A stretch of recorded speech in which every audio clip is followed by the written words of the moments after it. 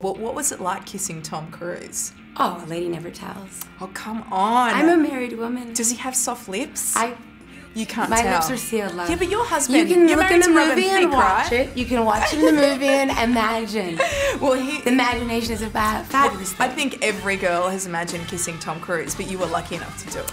I was lucky, I can say that much. You've worked with Tom Cruise previously. Tell me one thing that I would never guess about Tom Cruise. He's really funny. He's a funny guy, you know. He's kind of, a lot of people just, I don't think they get that about him. They think he doesn't have a sense of humor, but he really does.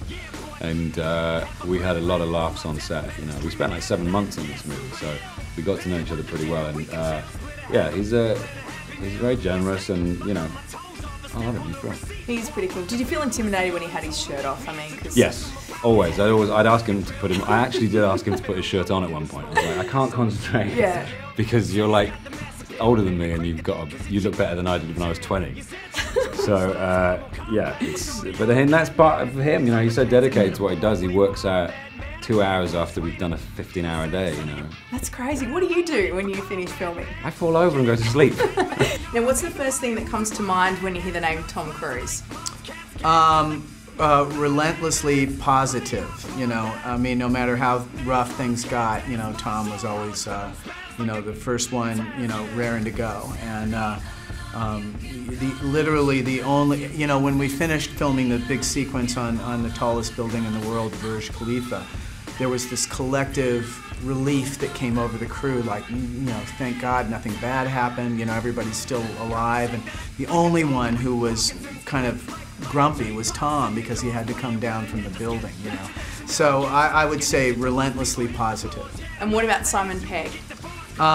Simon is a blast. He was the only other person other than Tom that was cast in the movie before I got involved, because everybody loved, he had a very small part in the previous Mission Impossible, and everybody loved it so much that they wanted to make his character be one of the main characters of this film, and I was like really excited about that. So anytime, the film was really kind of grueling to shoot because it was so demanding, and we had to constantly be on the move, and they were big scenes. But anytime I had Simon, I knew that I was going to have fun, you know, because he just cracked all of us up all the time. Do you think there's going to be a next to Mission Impossible?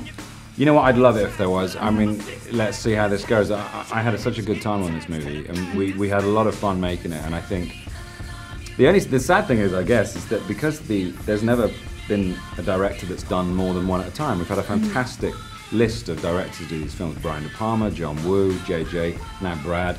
If we did it again, I think I would, having done this one with Brad, I'd miss Brad very much, because you know, he's such a cool guy, and we had such a good time. Me and him really hit it off as well, because we're both nerds.